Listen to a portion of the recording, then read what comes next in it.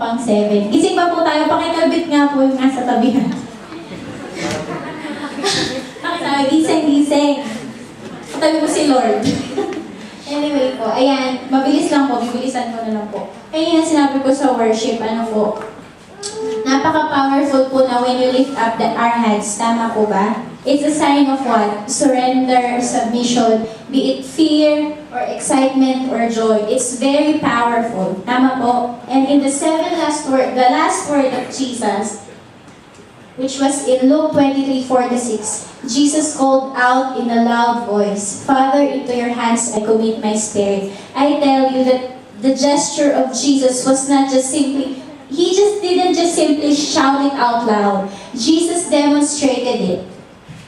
And the revelation was His outstretched arm speak. And I believe when God tell this word, and Jesus called out in a loud voice, "Father, into your hands I commit my spirit." The Jesus actually showed it in public. Not just necessarily speak it o sinabi niya lang at sinigaw niya. And I believe nung sinisigaw niya yan, it was really a declaration. There is a show, no? Sinabi ng Panginoon, even the devil, He showed it to the devil that I, God, submit my whole spirit to God the Father. Amen? Tama po? And there is one revelation that God showed to me, no?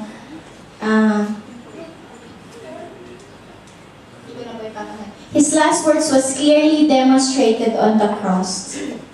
Sabi po, bumalik po tayo dun sa verse, sinabi po doon ng Panginoon na, "I commit my spirit." And one thing na, isa pa pong inano ng Panginoon sa akin is that there is the spirit of surrender.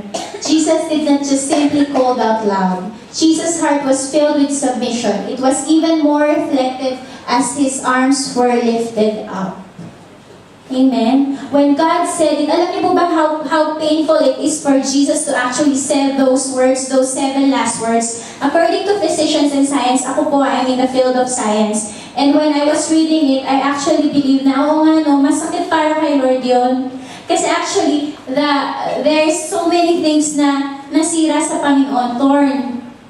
And the most painful part na nasira kay Lord is the pectoral area, yung muscle part po which encompasses our muscles. And when you breathe in and you breathe out, it's very painful. And how would you even imagine God saying those words na ang sakit pala, no?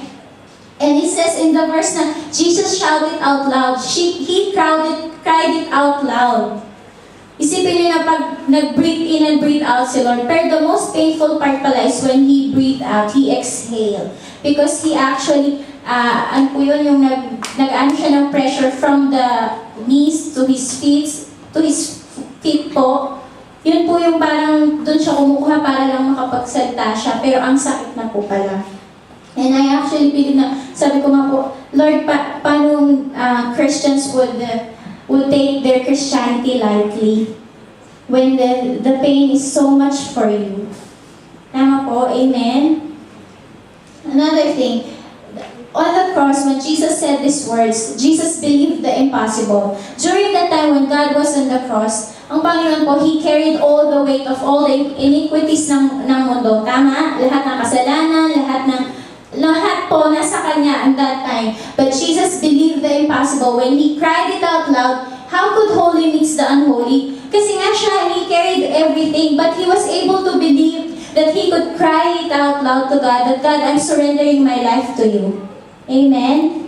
Amen. And even you're a sinner, God came to earth. Si Lord, nagpunta po siya sa earth to set an example. And you and me, as sinners, we can humbly come to the presence of God and tell this to God as well. Jesus, as He cried those words, displayed intimacy. His cry determines relationship. Kasi alam niya who He is before the eyes of God eh. Alam niya, kayo po, alam niya kung sino kayo sa mata ng Panginoon. Sino po nakakaalam na alam mo yung position mo sa mata ng Panginoon? Ako lang. Ay, may punto pa. Ako lang pala na po ba? May punto pa ako, Batanggay niya ba ako?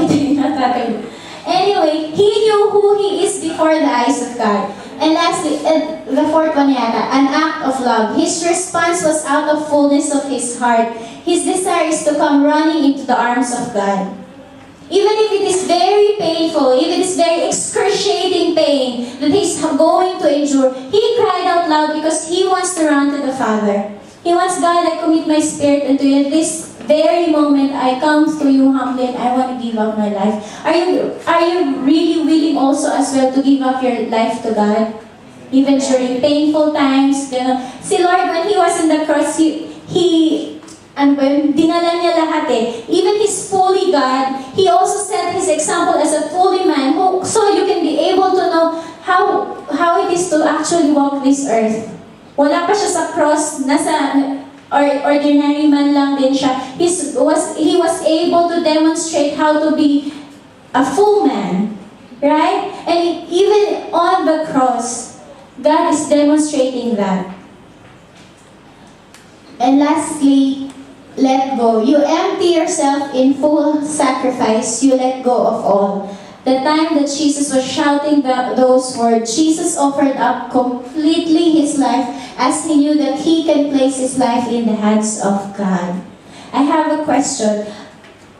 Are you all yung parang empty before God? Are you willing to empty yourself before God? Are you willing to give up your life to the Lord? Do you know na kayang hawakan ng Panginoon ang iyong buhay? Amen? And God showed it actually in the cross. When God showed that in the cross, He wants to show to you as well that Jesus set an example that each one of us can actually surrender our life to God. Amen po? Amen. Yan. Mabilis lang po yung sa akin. Yan, and that is the last point.